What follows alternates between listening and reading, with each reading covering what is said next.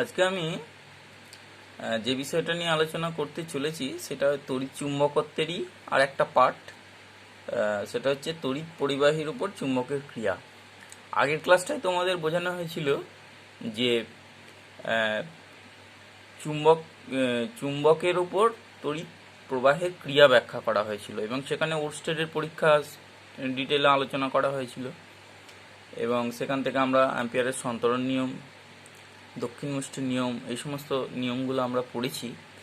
এখন এখানে দেখো, আগের যে বিষয়টা আলোচনা হয়েছিল যে ওরস্টেডের পরীক্ষায় কোনো পরিবাহী তারের মধ্য দিয়ে তড়িৎ প্রবাহ হলে তার চারদিকে চুম্বক ক্ষেত্র সৃষ্টি হবে। সেই চুম্বক ক্ষেত্রের প্রভাবে বা সেই চুম্বক ক্ষেত্রের মধ্যে অন্য কোনো চুম্বক থাকলে সেই চুম্বকের উপর প্রভাব পড়বে।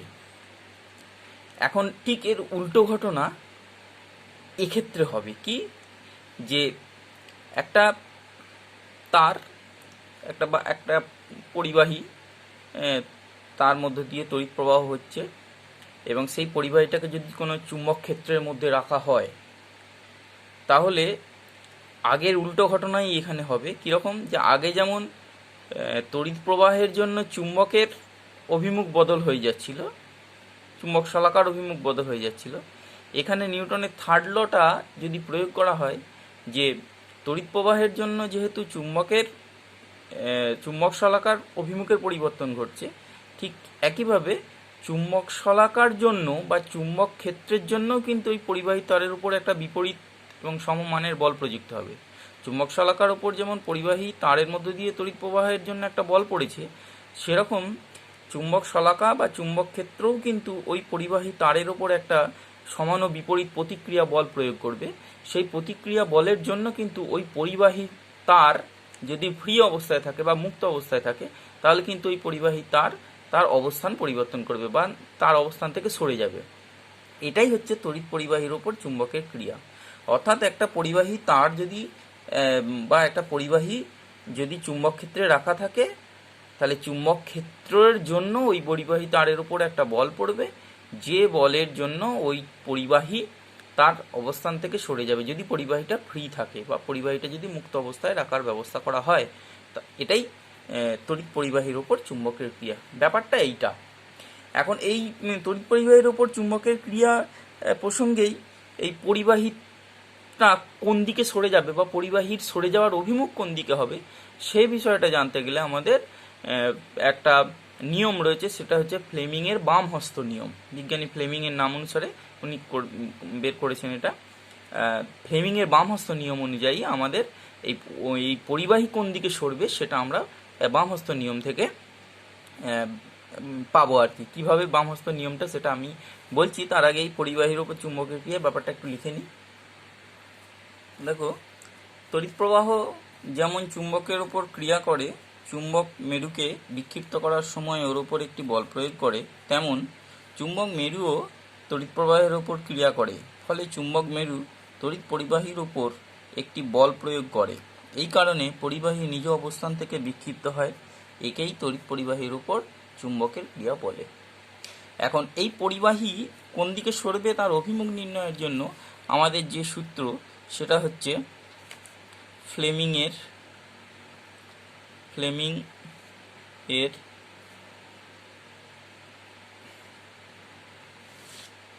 বাম হস্ত নিয়ম। এই নিয়ম থেকে আমরা পরিবাহী কোন দিকে সরে যাবে সেটা নির্ণয় করতে পারবো। আচ্ছা, এটা একটু আমি লিখে দিচ্ছি যে পরিবাহীর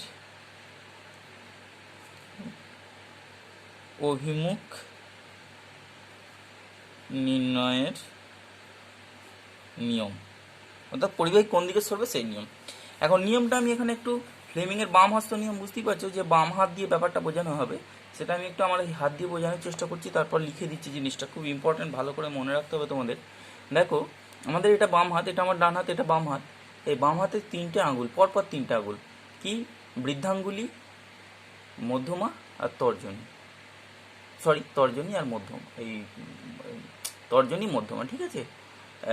এই যে তিনটে আঙুল পরপর রয়েছে, বৃদ্ধাঙ্গুলি, তর্জনী এবং মধ্যমা, এই তিনটে আঙুলকে প্রথমেই কি করতে হবে, প্রসারিত করতে হবে। এই যে লম্বা করে রেখেছি, প্রসারিত করতে হবে এবং এমনভাবে প্রসারিত করতে হবে যেন তিনটে পরস্পরের সঙ্গে সমকোণে থাকে। এই যে দেখো আমি বিভিন্ন অ্যাঙ্গেলে ঘুরিয়ে দেখাচ্ছি, এই যে সমকোণে প্রসারিত করতে হবে, অর্থাৎ পরস্পরের সঙ্গে সমকোণ।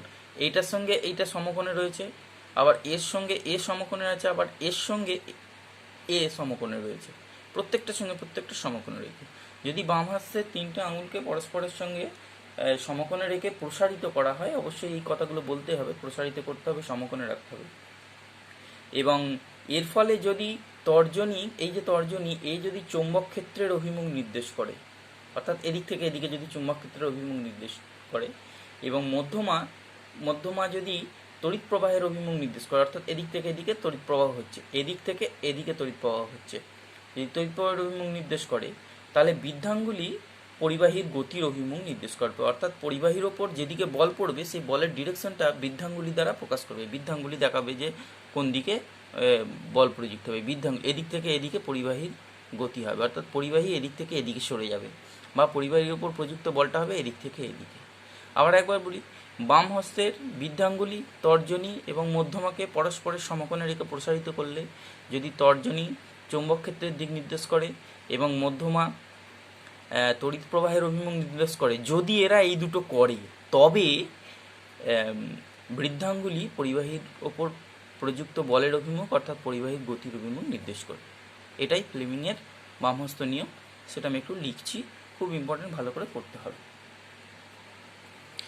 বাম হস্তের বৃদ্ধাঙ্গুলি তর্জনী এবং মধ্যমাকে পরস্পরের সঙ্গে সমকোণে রেখে প্রসারিত করলে যদি তর্জনী চৌম্বক ক্ষেত্রের দিক এবং মধ্যমা তড়িৎ প্রবাহের দিক নির্দেশ করে, তবে বৃদ্ধাঙ্গুলি পরিবাহীর গতির অভিমুখ নির্দেশ করবে। ঠিক আছে, এটাই হবে ফ্লেমিংয়ের বামহস্ত নিয়ম, পরিবাহীর গতির কোন দিকে হবে সেই সম্পর্কিত। এখন এই যে পরিবাহীর গতি বা তড়িৎ পরিবাহীর ওপর যে চুম্বকের ক্রিয়া বা তড়িৎ চুম্বকের দরুন পরিবাহী সরে যাওয়ার ব্যাপারটা বা পরিবাহীর যে গতি সৃষ্টি হচ্ছে, সেটা আমরা একটা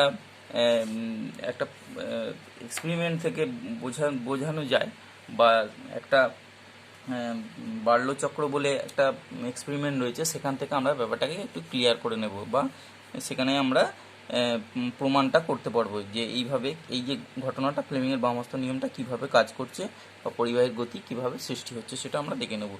সেটা হচ্ছে বার্লো চক্র। সেটা জিনিসটা কি আগে বুঝে নিতে হবে যে বার্লো চক্র ব্যাপারটা কি। জিনিসটা হলো যে এরকম একটা দাঁড়া বিশিষ্ট এরকম একটা স্ট্যান্ডের সঙ্গে পরিবাহী স্ট্যান্ডের সঙ্গে আর একটা পরিবাহী দণ্ড, এইভাবে সেই দণ্ড থেকে আর একটা দণ্ডে এইভাবে, এবং এখানে একটা এরকম বার্লো চক্র, এরকমভাবে কতগুলো দাঁড়া বিশিষ্ট, চেষ্টা করছি যতটা পারা যায়, এরকম দাঁড়া বিশিষ্ট একটা চাকা, যেটা এই মাঝের বিন্দুকে একটা সমান্তরাল, এই ভূমির সমান্তরাল অক্ষ কে কেন্দ্র করে এই চাকাটা ঘুরতে পারে। এটা পুরোটাই পরিবাহী তারের সঙ্গে, এটা স্ট্যান্ডের সাহায্যে একটা পাটাতনের ওপর বসানো রয়েছে।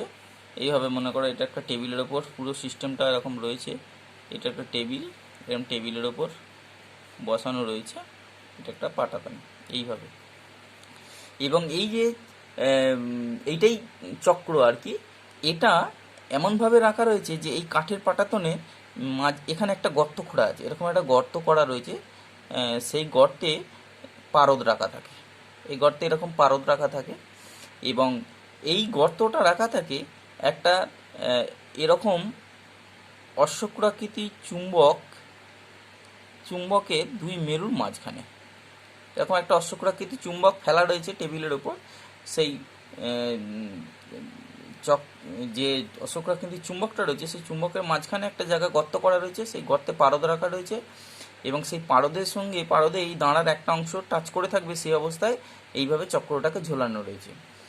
এবং কি করা থাকে যে এই পরিবাহী যে দণ্ডটা রয়েছে, এই পরিবাহী দণ্ড থেকে একটা পয়েন্ট এখানে করা থাকে, একটা পয়েন্ট বের করা থাকে তারের কানেকশনের জন্য, ধরে নিলাম এটা S1, এখানে একটা পয়েন্ট করা থাকে, আর একটা এই পারদের সঙ্গে টাচ করিয়ে আর একটা তারকে এইভাবে এনে এইখানে আর একটা পয়েন্ট করা থাকে, যেটা S2 ধরলাম, S1 S2 দুটো পয়েন্ট, এরকম পয়েন্ট মানে আর কি তার কানেকশন করা পয়েন্ট এরকম করা থাকে, যেটা এইটার সঙ্গে পারদের সঙ্গে যুক্ত রয়েছে এই তারটা, আর এই তারটা পুরোপুরি এইভাবে পরিবাহী দণ্ড, পরিবাহী পরিবাহী, এটা একটা তামার চক্র, পরিবাহী তামা, এবং এখানে পারদ, এখানে একটা চুম্বক রাখা রয়েছে, যা ধরে নিলাম এইটা নর্থ পোল আর ওই দিকেরটা সাউথ পোল হয়েছে।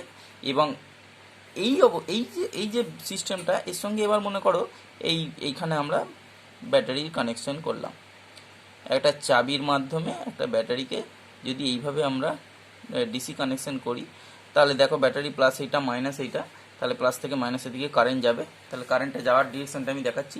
এই প্লাস থেকে কারেন্ট যাচ্ছে S1 স্ক্রু এইভাবে গেল, পরিবাহী এই দণ্ড দিয়ে যাচ্ছে, এই তড়িৎ প্রবাহ প্রথম ক্ষেত্রে যখন এইভাবে যদি ব্যাটারিটা রাখা থাকে, তাহলে এই গেল, এই এলো, এসে এই চক্রটা যেহেতু পরিবাহী, তাহলে এইটা দিয়ে এসে চক্রের দাঁড়া দিয়ে পারদে টাচ করলো।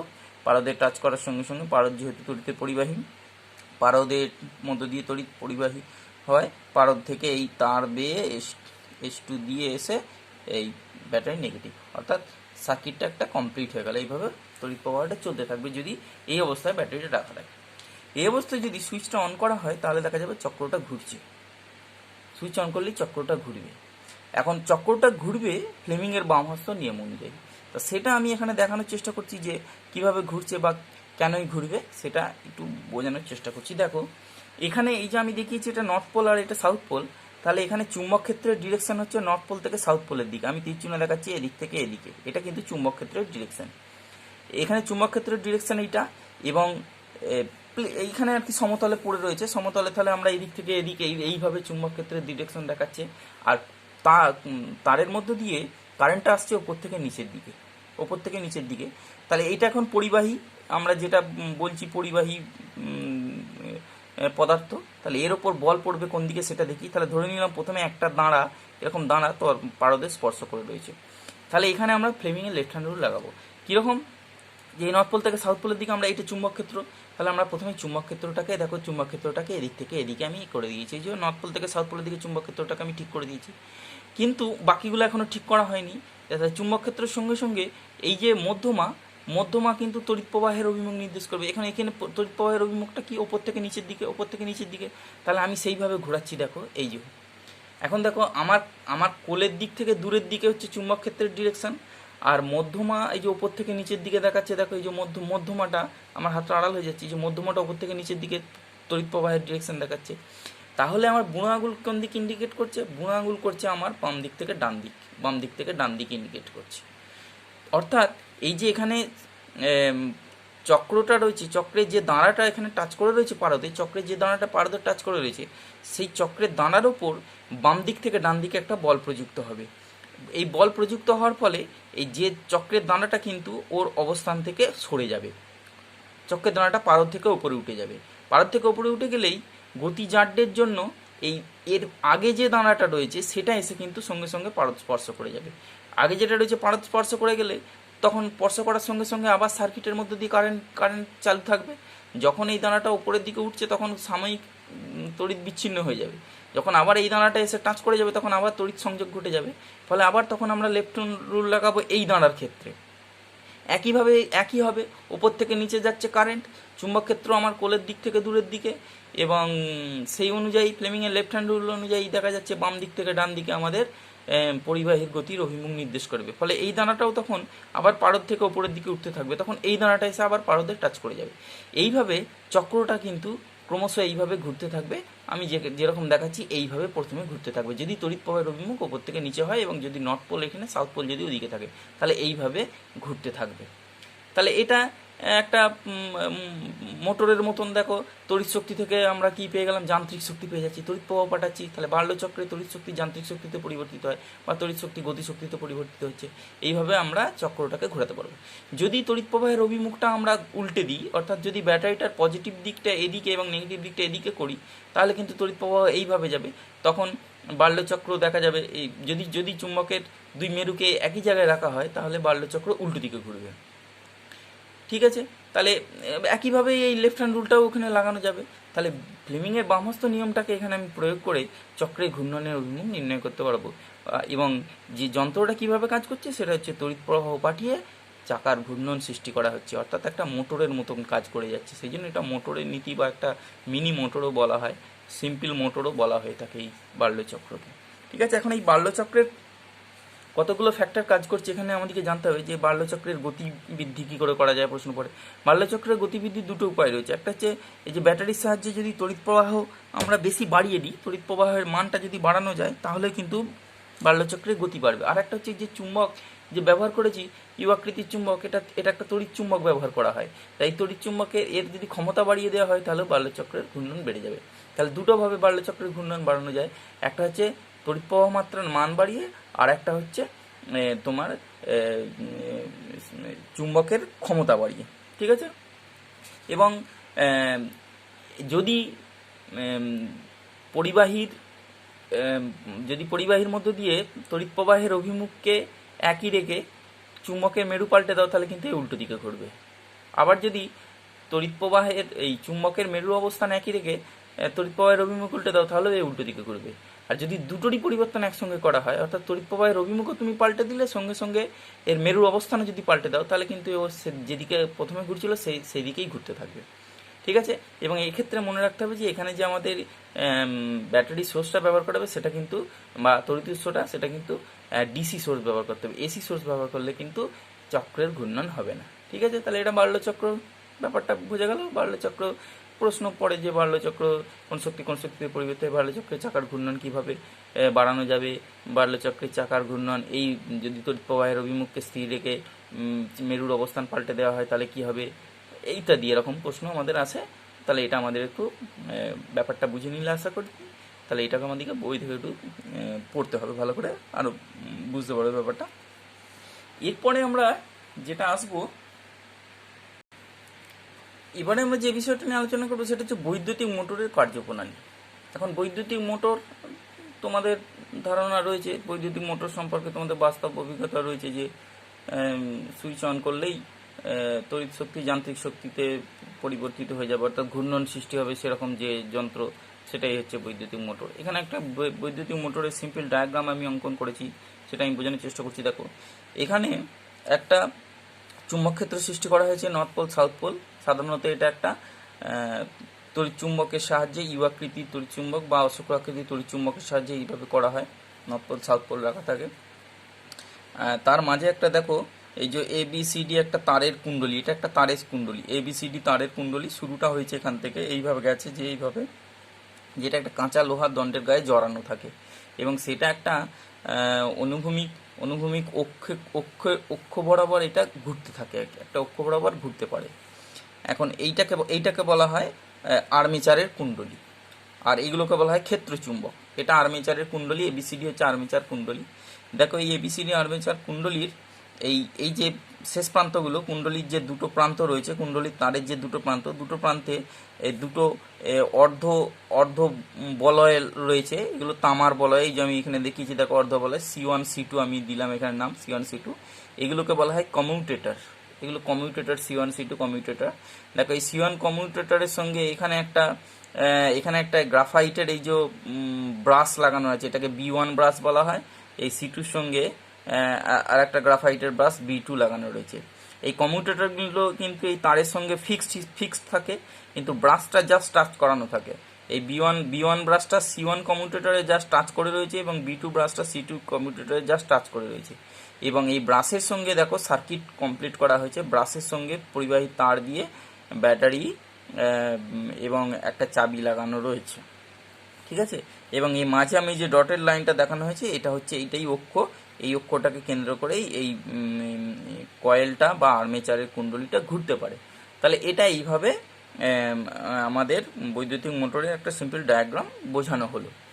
এখন এখানে যে কাজটা করছে সেটা কিভাবে কাজ করছে আমরা ফ্লেমিং লেফট হ্যান্ড রুল হিসাবেই এটাকে আমাদের ব্যাখ্যা করতে হবে। আমি শুরুটা করছি। দেখো, ধরা যাক এখানে প্লাস যেহেতু, তাহলে এখান থেকে তড়িৎ প্রবাহ যাচ্ছে।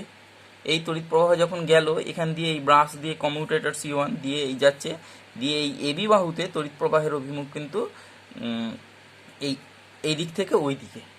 ঠিক আছে, আমি এখানে ব্যাপারটা বোঝাতে চাইছি যে তড়িৎ প্রবাহের অভিমুখটা আমার দিক থেকে ওই দিকে, আর চুম্বক ক্ষেত্র নর্থ পোল থেকে সাউথ পোলের দিকে, তাহলে চুম্বক ক্ষেত্রের ডিরেকশন হচ্ছে এদিক থেকে এদিকে, নর্থ পোল থেকে সাউথ পোলের দিকে চুম্বক ক্ষেত্রের ডিরেকশন। তাহলে এই বাহুতে তড়িৎ প্রবাহের অভিমুখ কি, আমার কাছ থেকে কোলের দিক থেকে দূরের দিকে, আর চুম্বক ক্ষেত্রের ডিরেকশন হচ্ছে বাম দিক থেকে ডান দিকে। তাহলে এক্ষেত্রে এই পরিবাহী আর তখন হ্যাঁ পুরো সার্কিটটা কমপ্লিট করি। তারপরে এই বিসি পথে গেল, দিয়ে এই সিডি বাহুতে তড়িৎ প্রবাহের অভিমুখ হবে সি থেকে ডি এর দিকে, দিয়ে এই তড়িৎ প্রবাহ এলো, এই ব্রাঞ্চ হয়ে কমপ্লিট সার্কিট কমপ্লিট করে গেল। এবং সিডি বাহুতে তড়িৎ প্রবাহের অভিমুখ ওই দূরের দিক থেকে আমার কোলের দিকে, এবং চুম্বক ক্ষেত্রের ডিরেকশন কিন্তু সেক্ষেত্রেও নর্থ পোল থেকে সাউথ পোলের দিকে, অর্থাৎ চুম্বক ক্ষেত্রের ডিরেকশন কিন্তু এদিক থেকে এদিক, বাম দিক থেকে ডান দিকে। এখন এই দুটো বাহুর ক্ষেত্রে আমরা যখন ফ্লেমিংস লেফট হ্যান্ড রুল লাগাবো তখন কিভাবে কাজ করবে সেটা একটু দেখানোর চেষ্টা করছি। দেখো, তাহলে এবি বাহুতে তড়িৎ প্রবাহটা আমার কোলের দিক থেকে ওই দিকে, তাহলে আমরা তড়িৎ প্রবাহের অভিমুখ এই জল, এখানে আমরা ফ্লেমিংস লেফট হ্যান্ড তড়িৎ প্রবাহের অভিমুখ, তাহলে আমার হাত ঘুরিয়ে দিলাম তড়িৎ প্রবাহের অভিমুখ, দেখো এই আমার কোলের দিক থেকে দূরের দিকে আমি দেখিয়েছি। কিন্তু এক্ষেত্রে এইটা দেখাতে যে চুম্বক ক্ষেত্র, দেখো আমার চুম্বক ক্ষেত্রটা ডান দিক থেকে বাম দিক হয়ে গেছে, তাহলে আমার এই অবস্থানটা ঠিক হয়নি। তাহলে আমাকে কি করতে হবে, চুম্বক ক্ষেত্রটা আমাকে এইরকম দেখাতে হবে। দেখো চুম্বক ক্ষেত্রটা বোঝাতে পেরেছি, তড়িৎ প্রবাহটা কিন্তু আমার কোলের দিক থেকে দূরের দিকে হলো, চুম্বক ক্ষেত্রটা বাম দিক থেকে ডান দিকে হলো। এক্ষেত্রে আমার বুনাগুল কি ইন্ডিকেট করছে, দেখো এই লাইট একটু দেখতে অসুবিধা হচ্ছে, বুনাগুলটা কিন্তু উপর থেকে নিচে রয়ে যাবে। তোমরা যদি এইভাবে হাতটাকে ঠিক করে রাখো তাহলে কিন্তু বুনাগুলটা উপর থেকে নিচের দিকে হয়ে যাবে। অর্থাৎ কি, এই বাহুতে যে বলটা পড়ছে সেটা হচ্ছে ওপর থেকে নিচের দিকে, অর্থাৎ এবি বাহুটার ওপর বল হচ্ছে ওপর থেকে নিচের দিকে, এইভাবে বলটা পড়বে। তাহলে এবি বাহু নিচের দিকে বল পড়ছে। ঠিক সিডি বাহুর ক্ষেত্রে তড়িৎ প্রবাহ সি থেকে ডি এর দিকে, তাহলে তড়িৎ প্রবাহের অভিমুখে আমরা এইটাকে লাগাবো। দেখো এই যে সি থেকে ডি এর দিকে তড়িৎ প্রবাহের অভিমুখ, তড়িৎ প্রবাহের এইখানে এইটা তোমাদের বুঝতে সুবিধা হবে। দেখো এই যে সি থেকে ডি এর দিকে তড়িৎ প্রবাহের অভিমুখ, চুম্বক ক্ষেত্র বাম দিক থেকে ডান দিকে ঠিকই রয়েছে। এক্ষেত্রে এই অবস্থায় দুটো থাকার ফলে বুনাগুল কিন্তু ওপর দিকে দেখাচ্ছে, অর্থাৎ নিচে থেকে ওপরের দিকে দেখাচ্ছে। তাহলে এই সিডি বাহুতে যে বল পড়ছে বা সিডি বাহুটার অভিমুখ হবে নিচে থেকে ওপরের দিকে, আমি এইটা হবে। তাহলে এবি বাহুতে যে বল পড়ছে বা এবি বাহুর গতির অভিমুখ হচ্ছে নিচের দিকে, ওপর থেকে নিচের দিকে, সিডি বাহুর হচ্ছে নিচে থেকে ওপরের দিকে। অর্থাৎ এই দুটো বাহুতে সমান এবং বিপরীতমুখী বল দ্বন্দ্ব সৃষ্টি করবে। এর ফলে কি হবে, এবি বাহু নিচের দিকে চলে যাবে, সিডি বাহু উপর দিয়ে চলে আসবে এবং গতি সৃষ্টি হবে। এর ফলে গতিজাড্যের জন্য এইটা একসময় এই সিডি বাহু চলে আসবে এবির অবস্থানে এবং এবি বাহু চলে যাবে সিডির অবস্থানে। এবি বাহু সিডির অবস্থানে চলে যাবে। যখনই সিডি বাহু এবির অবস্থানে আসবে তখন সিডি বাহুতে যে এই কমিউটেটর রয়েছে C2, সেই কমিউটেটর কিন্তু ঘুরে এসে এই B1 ব্রাশের সঙ্গে যুক্ত হয়ে যাবে। আর যখনই এবি বাহু এই সিডির অবস্থানে চলে যাবে, অর্থাৎ এস মেরুর কাছে চলে যাবে, তখন কিন্তু এই এবি বাহুর যে কমিউটেটর C1 আছে সেটা কিন্তু আবার B2 সঙ্গে যেয়ে যুক্ত হয়ে যাবে। এর ফলে কি হবে, যখন সিডি বাহু এখানে এসে পৌঁছাবে তখন সিডি বাহুতে তড়িৎ প্রবাহের অভিমুখ কিন্তু আবার এই নিচে থেকে মানে আমার কোলের দিক থেকে দূরের দিকে হয়ে যাবে। এবং এবি বাহু যখন এই প্রান্তে এসে পৌঁছাবে তখন কিন্তু এবি বাহুতে তড়িৎ প্রবাহের অভিমুখ ওই আমার দূরের দিক থেকে আমার কোলের দিকে হয়ে যাবে। অর্থাৎ তো এই যে এইখানটা যেহেতু আমরা রিমেন কনস্ট্যান্ট রাখছি বা পরিবর্তন করছি না, সেই জন্য এই যে বাহুই এদিকে আসবে তাতে তড়িৎ প্রবাহের অভিমুখ দূর থেকে আমার কোলের দিকে, এবং এখানে যে বাহু থাকবে তাতে তড়িৎ প্রবাহের অভিমুখ আমার কোল থেকে দূরের দিকে। এর ফলে কি হবে, অলওয়েজ এই বাহুতে এই বাহুতে যে বলটা পড়বে বা এই বাহুর অভিমুখটা হবে উপর থেকে নিচের দিকে, এবং অলওয়েজ এই বাহুর ওপর যে বল পড়বে বা এই বাহুর অভিমুখ হবে নিচে থেকে ওপরের দিকে। এর ফলে কি হবে, আমি দেখো যেভাবে ঘোরাচ্ছি এইভাবে এই কয়েলটা ঘুরতে থাকবে, এবং এইভাবে কয়েলটা ঘুরতে থাকার ফলে কি হবে, যে এর যে অক্ষ, সেই অক্ষ বরাবর বা এই আর্মেচার কুণ্ডলীটা পুরো ঘুরতে থাকবে। এর ফলে কি হবে, একটা ঘূর্ণন সৃষ্টি হবে, অর্থাৎ তড়িৎ শক্তি থেকে যান্ত্রিক শক্তি পেয়ে যাব। হয়েছে? তাহলে এইটা আমাদের মোটরে কাজ করবে। এইটার জন্য আমি এরকম একটা দেখানোর চেষ্টা করছি। দেখো এখানে আমি একটা এরকম করেছি যে এটা যদি আমরা একটা চুম্বক ভাবি, যে এটা হলো চুম্বকের দুটো পোল, একটা সাউথ পোল নর্থ পোল, ধরে নিলাম উপরেরটা নর্থ পোল, অর্থাৎ উপরেরটা নর্থ পোল নিচেরটা সাউথ পোল। তা এইটাকে আমরা কয়েল হিসাবে ধরতে পারি। তাহলে কয়েলটা দেখো, এবার আমি এটাকে এইভাবে এখানে অ্যালাই করছি। দেখো এটা নর্থ পোল ধরেছি, কিন্তু এটা আমরা নর্থ পোল ধরেছি, এটা নর্থ পোল, এটা সাউথ পোল। তাহলে চুম্বক ক্ষেত্রের অভিমুখ কি, ওই দূর থেকে মানে দূরের দিক থেকে আমার পোলের দিকে। এটা নর্থ পোল ধরেছি, আমি এখানে এন দিয়ে দেখাচ্ছি, এটা নর্থ পোল, এটা সাউথ পোল ধরেছি। ঠিক আছে, তাহলে আমি এইভাবে এখানে রেখে দিলাম। বা এইভাবে তুলে ধরছি দেখো, তাহলে এই যে কয়েলটা, এটা যদি কয়েল হয় তাহলে এই কয়েলটা এর মধ্যে এরকমভাবে রাখা রয়েছে, নর্থ পোল সাউথ পোল কয়েলটা এর মধ্যে এরকম রাখা রয়েছে। এবার কয়েলটাকে যদি আমি তড়িৎ প্রবাহের অভিমুখ যেভাবে ধরবো, আমি এখানে যেমনভাবে কানেকশন করবো, এখানে কমিউটারটা লাগানো আছে, এটার সঙ্গে কমিউটারটা লাগানো আছে, তারপর ব্রাশ দিয়ে সার্কিট কমপ্লিট করা আছে। আমি প্রথমে ধরে নিলাম যে এই বাহুতে তড়িৎ প্রবাহটা এদিক থেকে যাচ্ছে, তাহলে এই তড়িৎ প্রবাহ গেল, এই তড়িৎ প্রবাহ যাচ্ছে, ওই যাবে, ওই আসবে, ওই চলে যাবে। তাহলে এইরকম যদি হয়, এবার ওটা যদি নর্থ পোল যদি ওটা হয়, তাহলে চুম্বক, তাহলে এই বাহুতে তড়িৎ প্রবাহের অভিমুখ এদিক থেকে এদিকে, ওই বাহুতে তড়িৎ প্রবাহের অভিমুখ এদিক থেকে এদিকে, আর তোমার চুম্বক ক্ষেত্রের ডিরেকশন হচ্ছে ওদিক থেকে এদিকে। তাহলে প্রত্যেকটা বাহুর ক্ষেত্রে আমি যদি ফ্লেমিংস লেফট হ্যান্ড রুল লাগাই, তাহলে নর্থ পোল থেকে সাউথ পোলের দিকে আমি এই বাহুটার ক্ষেত্রে বোঝানোর চেষ্টা করছি। তাহলে এই নর্থ পোল থেকে সাউথ পোলের দিকে যদি আমার চুম্বক ক্ষেত্রের ডিরেকশন হয়, তাহলে চুম্বক ক্ষেত্র এটা, তাহলে চুম্বক ক্ষেত্রটা হবে, হাতটা ঘোরাতে একটু অসুবিধা হচ্ছে। দেখো এই চুম্বক ক্ষেত্রটা আমাকে ওদিক থেকে এদিকে বোঝাতে হবে। দেখো চুম্বক ক্ষেত্রটা আমার এরকম হবে, এই যে চুম্বক ক্ষেত্রের ডিরেকশনটা এদিক থেকে এদিকে হবে চুম্বক ক্ষেত্রের ডিরেকশন। আর এক্ষেত্রে যেহেতু পরিবাহী এইটা হচ্ছে ব্যাপার, একটু অসুবিধা হচ্ছে। আমি পোলটাকে ঘুরিয়ে দিচ্ছি, এটা আমি সাউথ পোল ধরে নিচ্ছি, এটা নর্থ পোল ধরছি, তাহলে বোঝাতে সুবিধা হবে। তাহলে চুম্বক ক্ষেত্রটা আমি এইভাবে রাখতে পারবো, এই যে চুম্বক ক্ষেত্রটা, ঠিক আছে, নর্থ পোল থেকে সাউথ পোলের দিকে চুম্বক ক্ষেত্র। তাহলে এখন পরিবাহী তারে কিন্তু তড়িৎ প্রবাহটা এই বাহুতে এখান থেকে এখানে যাচ্ছে, এখান থেকে এদিকে, মানে তাহলে দেখো এইটা চুম্বক ক্ষেত্রের ডিরেকশনে ফেলেছি, তাহলে এটা আমি ঘুরিয়ে দিচ্ছি। দেখো এই তড়িৎ প্রবাহ এদিক থেকে এদিকে, তড়িৎ প্রবাহ এদিক থেকে এদিকে, চুম্বক ক্ষেত্র এদিক থেকে এদিকে, তাহলে বুড়ো আঙুল আমার উপর থেকে নিচের দিকে দেখাচ্ছে, বুড়ো আঙুল উপর থেকে, তোমরাও হাতটা যদি রাখো দেখবে বুড়ো আঙুল উপর থেকে নিচের দিকে, তার মানে এই বাহুতে যে বলটা পড়ছে সেটা উপর থেকে নিচের দিকে বল পড়ছে, তার মানে এই বাহুটা নিচের দিকে চলে যেতে চাইছে। এখন এই বাহুটা দেখো, এই বাহুটাতে তড়িৎ প্রবাহ কি হবে, এদিক থেকে এদিকে, কিন্তু চুম্বক ক্ষেত্র এদিক থেকে এদিকে, তাহলে তড়িৎ প্রবাহের দিকে আমি হাতটা রাখছি। দেখো চুম্বক ক্ষেত্র যেমন আছে রয়েছে, তড়িৎ প্রবাহ এদিক থেকে এদিকে দেখানো হচ্ছে, এই যে তড়িৎ প্রবাহ এই অনুযায়ী, তাহলে বুড়ো আঙুল তখন ইন্ডিকেট করছে উপরের দিকে, তার মানে এই বাহুটা তখন উপরের দিকে উঠে আসছে। তার মানে কি ব্যাপারটা ঘটলো এটা তুলে দেখাচ্ছি। দেখো এই যে কয়েলটা, এই কয়েলটার এই দিকের বাহুতে নিচের দিকে বল পড়েছে, এই দিকের বাহুতে উপরের দিকে বল পড়েছে, তারপরে কি হবে, এইভাবে এই কয়েলটা ঘুরে যাওয়ার সঙ্গে গতিজাটের জন্য আবার এইভাবে এসে গেল। এইভাবে যখনই এসে গেল তখন আবার দেখো প্রত্যেকটা বাহুতেই তড়িৎ প্রবাহের এই কমিউটেটর যেহেতু পাল্টে যাচ্ছে, কমিউটেটর যেহেতু দুটো আলাদা আলাদা ব্রাশে যুক্ত হয়ে যাচ্ছে, সেজন্য তড়িৎ প্রবাহ কিন্তু আবার এই বাহুতে এই দিকেই চলে যাবে। ফলে এই বাহুটা আবার এই দিকের বাহুটা আবার নিচে নামবে, এই দিকের বাহুটা আবার উপরের দিকে উঠবে, এবং এইভাবে এইভাবে ঘুরতে থাকবে, এবং এটা অক্ষকে কেন্দ্র করে এইভাবে ঘুরতে থাকবে। তাহলে এটাই হয়ে গেল আমাদের মোটর, এইভাবেই মোটরটা কাজ করতে থাকবে, ঠিক আছে। এখন এই মোটরের গতি বৃদ্ধি করার উপায় রয়েছে কতগুলো। সেটা হচ্ছে, প্রথমেই যদি এই চুম্বকের যে মেরু তার ক্ষমতা যদি বাড়ানো যায়, অর্থাৎ চুম্বক ক্ষেত্র যদি বাড়ানো যায়, সেটা কি, এইটা যে তোমার তড়িৎ চুম্বক, সেই তড়িৎ চুম্বকের তড়িৎ প্রবাহ বাড়ালেই এর ক্ষমতা বেড়ে যাবে। তাহলে 1 নম্বর হচ্ছে চুম্বকের ক্ষমতা বাড়িয়ে, তাহলে মোটরের গতি বাড়বে। 2 নম্বর হচ্ছে এর মধ্যে দিয়ে যে তড়িৎ প্রবাহ হচ্ছে, সেই তড়িৎ প্রবাহের মান বাড়ালে। আর একটা হচ্ছে এই যে আর্মেচারের কুণ্ডলিটা, এইটা তারের পাক সংখ্যাটা যদি অনেক বেশি বাড়ানো যায়, তাহলে কিন্তু এই মোটরের ঘূর্ণন বৃদ্ধি করা যাবে। প্রশ্ন পড়ে যে মোটরের ঘূর্ণন বৃদ্ধির একটি উপায় বলো।